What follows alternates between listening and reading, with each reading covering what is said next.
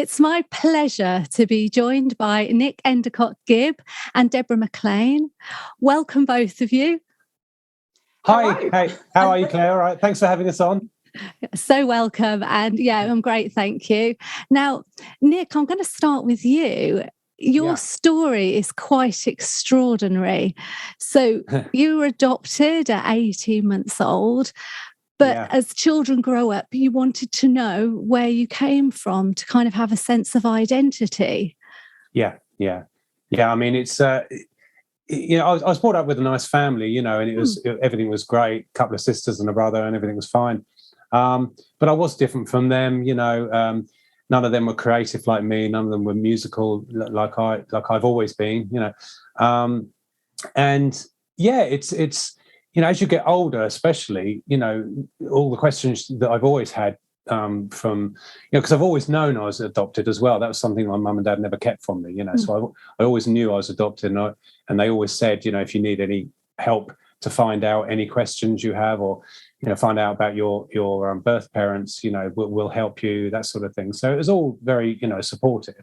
But as you get older, you obviously, other questions come in about your health, because I've got no medical history, and you start to ask more questions, about, is there something that I'm going to perhaps, inherit, that, a disease or something like that, especially as you get, to 50. So, it's not, all my life it's been about identity and that really, Sure. The medical side. How did you start off the search? Well, I mean, back in the day, there was no internet, and a lot harder.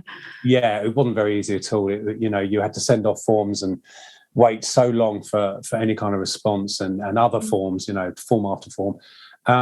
And also, I think they said, if you were born before 72 or something like that you had to have counselling as well, that sort of thing. And I didn't really like the sound of that. I don't need counselling. I don't really want to go that route. So it was a bit harder, and the Samaritans I think could help a little bit at the time, but not really. It wasn't very easy to find, because all I knew was my birth mother's name, and that's it really. I didn't have a father's name or anything like that.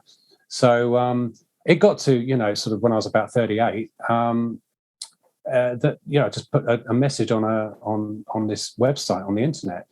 And 2 years later, I got a message back from her, an email. And after waiting 2 years, I guess by then you just thought nothing's going to come from this.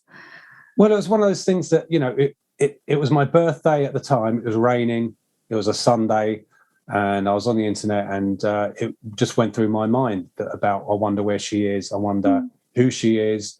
And I just did a little search online and found this website where you could put messages up for people that you're missing, or you're trying to find people and that sort of thing. I thought, why not? And very surprised to get an answer 2 years later. Quite shocked, really. I'm sure, yeah. And so you met up with your mum, and you found out that she was in the music industry herself in the 60s. Yeah, she worked as a studio manager initially for Dick James Publishing, and then went on to work with Sir George Martin, setting up Air Studios. Basically, quite a young age as well, knew everybody in the industry around that time, because everyone knew everyone then anyway, everyone was rubbing shoulders with everyone else. And she was only sort of 19 or so at the time. So, she was right in the thick of it all. Absolutely. And what did it feel like just chatting to her? It was very surreal. It was a very strange experience. It's hard to describe, but the emotions, you sort of cut off a bit. Or I naturally cut off a bit and was quite sort of blank, really, because I think it was just a natural protection mechanism. Of course, yeah. All those questions. I didn't know her. I didn't know who she was. I didn't know what sort of person she was. So I was treading very lightly. But we got to know each other over a couple of years. She actually moved to Spain just, near enough straight after, a couple of weeks after contacting me. So I had to sort of really rush a meeting with her before she went to Spain, because I didn't want her to go to Spain to then get to know her, in another country. Of course. I felt safer, obviously, to do that here. Yeah.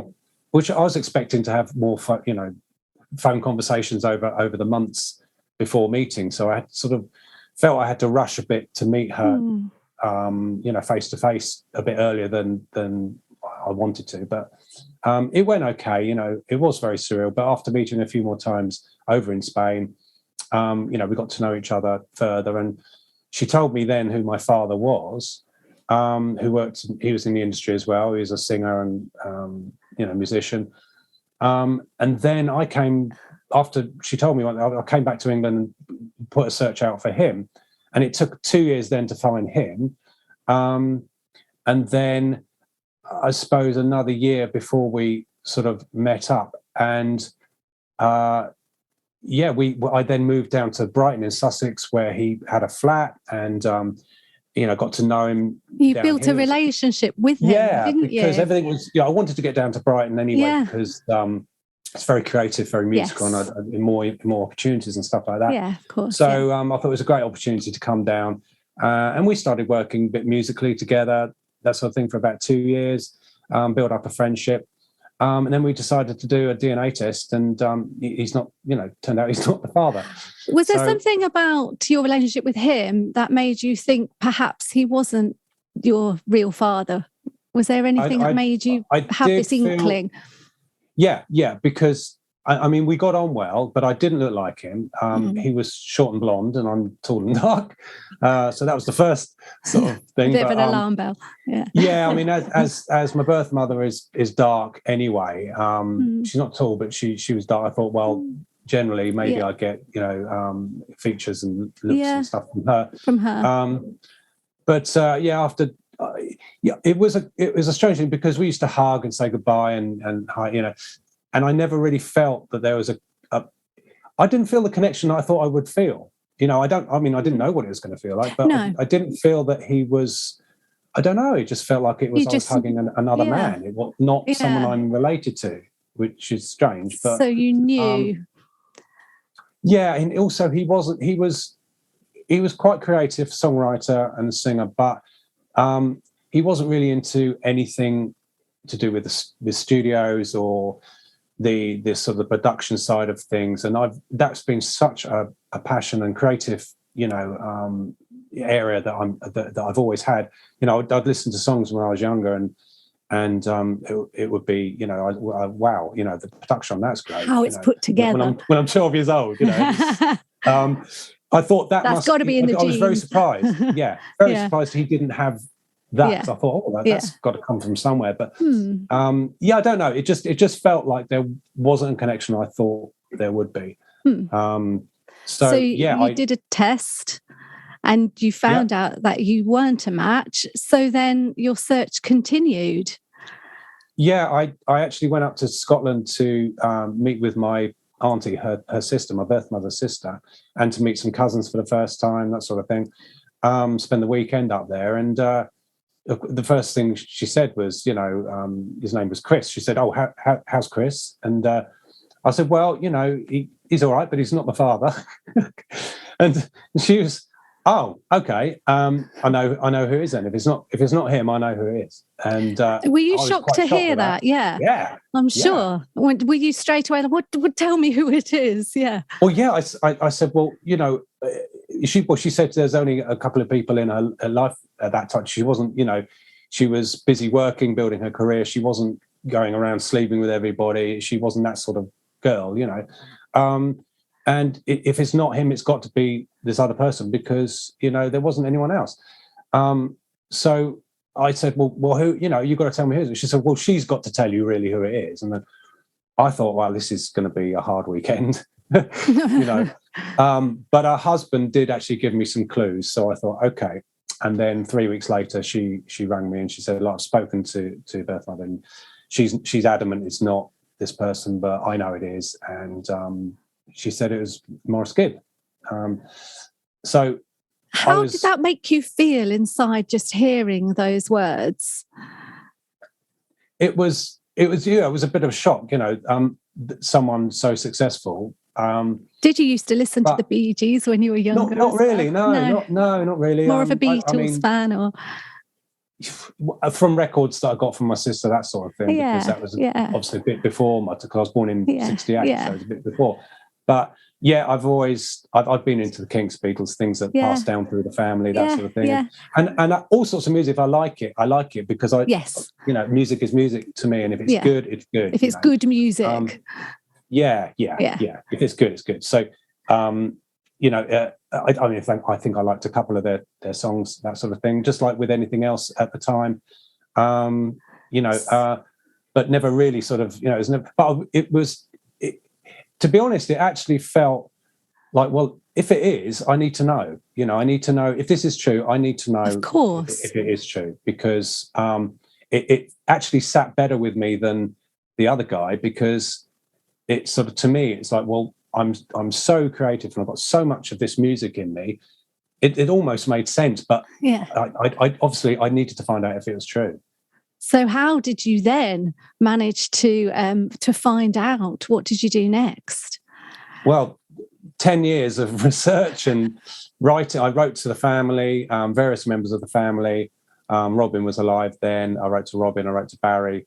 I wrote to Yvonne, Morris's widow, and nothing back. Really, not really any response. Other than I did get a response from Michael Eaton, which is Morris's lawyer that Yvonne now has. I think she's has the lawyer dealing with the estate, so I don't know. But this is nothing to do with the estate or money or anything. It's just for you to know. No, this is it. Where your roots were. I wanted to know if it was true. I wanted to know if I wanted to find not only, like I said, my identity, but also medical history.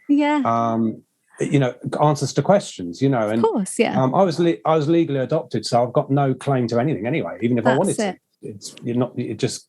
So no, it's not anything to do with anything like that. It doesn't interest me, but. And you went through various different ways and means, and then it ended up being an Ancestry.com DNA test. Yeah. Well, when Michael Eaton came back to me and said, look, Yvonne was thinking of doing a test with Adam, her son, Morris's son, first son, well, actually second son, but decided not to. She didn't want to upset other members of the family, that sort of thing, but they'll keep me posted, But it turned out that he did actually put his DNA on Ancestry.com. Do you think he did that to help you out? I don't know. I don't know. It's nice to think that that's the reason he did. He may have had his own reasons, I don't know, but it'd be nice to think. Because he wanted to know as well. Maybe, yeah. But also there's two other cousins on there I matched with as well. So that was really good because everything sort of backed itself up with that. But I didn't get that until 2 years ago. Wow. When I put my DNA on this particular site, because you couldn't do it before. A few years ago, up until a few years ago, you couldn't put your DNA from the UK on this site. It was only America and other countries, and I didn't know this, so I didn't put it on there, and didn't think about it. But then when I matched with someone else through a different website, he said, try this site. And I said, you can't put your... Oh, and he says, no, you can now, So I thought, okay, great, let's try that one. And then 10 days later, I got the 100% match with Adam. How did that make you feel when you found out that your dad was indeed Maurice Gibb? Well, after 10 or so years of everything making sense, every avenue I pursued, it made sense. It was a long journey, so it was really a conclusion. It was the icing on the cake. It was to have it in black and white. Great. But I was 99% sure, through all the research I'd been doing through the years anyway. And the fact she had a relationship with him anyway, she was with him for a short period. I don't know how long, but at the time when I was conceived. So everything made sense in the research. But to get that was, I finally know who I am now. And I finally can now. Yeah, it's the like question. The questions I've had. Of the puzzle, of course, and come together. Yeah, I should imagine that, because of course, then you never got to meet him. But I bet you have all of the questions of things that you might have wanted to talk to him about. Yeah. So many things. It would have been lovely to for him still to be alive. But yeah, I only met my birth mother the end of 2003, and he passed at the beginning of 2003. So yeah, unfortunately, it was all the timing wasn't right. But yeah, it'd have been nice. But who knows how it'd have gone if he was alive? Well, that's it. But you know who you are, and you've managed to connect with some of the Gibb family. You have here your cousin. Yeah. So, Debora, welcome. Now, it's lovely that you guys have connected. I don't think you've actually met in person yet, have you? No, not yet. No. So, you're over in Australia, Debora. Yes. And your mum is Leslie, who is Maurice's older sister. Yep. Yeah. And you're a musical person, wonderful singer. And so how did this idea then of recording tragedy together come about? Well, after Mum contacted Nick and they got to know each other, and she said, look, you really need to speak with Deb. She sings, you've got a lot in common, which it turned out we both did, like health-wise and musically. So and we were Nick and I were really bonding. We're very much alike. And we were going through all the music that he's done, the music that I've done. And he goes, I've done other stuff, not just for the speak. He goes, but there's stuff that I've done. And he goes, I've done this thing with tragedy, very different. He goes, I'll send it through to you. I listened to it and went, oh, my God, that is amazing. And he was like, well, I really would like to record it. He said, let's record it together. I'm like, okay, let's do this.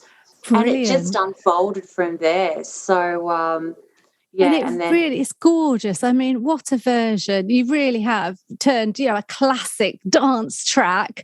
It's almost unrecognisable, really, isn't it? And it's not like the Steps version either. And I used to dance away and have all the moves to that. And then you listen to this and it's just so heartfelt. It's so gorgeous. And it's a really lovely tribute as well, isn't it, for you? Yeah. So when we first recorded it, and we just basically like our first draft, I mean, we were quite taken back because we just felt it was just so haunting. So it was very clever of Nick to really just strip the song right back, and the words did speak. So it gave a whole new meaning. The lyrics, they resonate. It actually much more suits a ballad with those lyrics. We've had a few people say that. Yeah. Yeah. You wouldn't really notice, the meaning behind the words before, but they're so well brought out. So how did you go about this process then, if you're, across the pond? I recorded everything here that I did and then sent that through back to Nick. So, and Nick took charge of... Nick, you want to jump in here? You do all the production on it. Yeah. It's great what you can do nowadays, isn't it, remotely with recording, and you've got all the gear and everything. Yeah. And then we had Eddie Kramer do the final. Yeah, so it was really well put together. So, I sort of got the strings together here and guitar together here and the basic idea, and then once Debbie had done her parts. And I'd finalised my parts.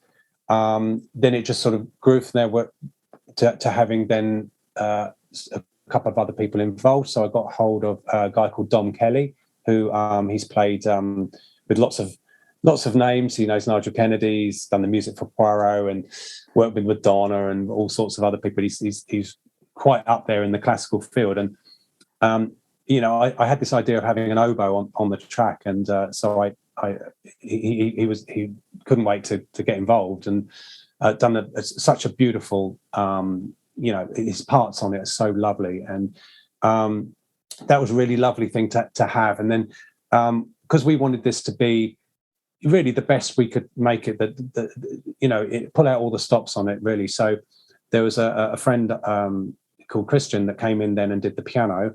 I'd done a rough draft, but then really wanted a proper pianist, because I'm guitar and vocals and bass and production and that's your that thing. Sort of thing. But keyboards, no, not really. In the studio, getting ideas down. But I'm not a pianist in any way. So when Christian came in, he just really opened the track up, and it did such a lovely job. And after that, it only made sense really to have it mixed and mastered by someone special. So I got hold of Eddie Kramer. I've done a production course with Eddie about 3 years ago now, and learned so much from him, and of course had the connection from that. And just emailed and said, look, this is the idea, this is what we're doing, and would you like to be involved? And he had a listen and loved it, and again, couldn't wait to be involved with it, and did a lovely mix for us and mastered it, and lovely job. Yeah, it really is very special. Now you guys must have more plans then to do more collaborations. Have you got an album idea lined up? Do you want to tell me about that, Deborah? We are working on an album. So, and again, same situation. It is very exciting. Yeah. So, the majority of the songs are Nick's creation, although they all are, I'll be honest. So, he's extraordinary. It's just talented. So, Thanks. So I'm doing all of my bits and pieces here. I've had a few hiccups with the flooding and access to studios, but outside of that, I can do a lot of the work from my studio here. So, but we're definitely a work in progress on that. So sounds fantastic. So we watch this space with that, and then in the future, surely you guys must get together and do some live shows. That is the plan, hopefully. Yes. Yeah. Of course. Yeah. Yeah.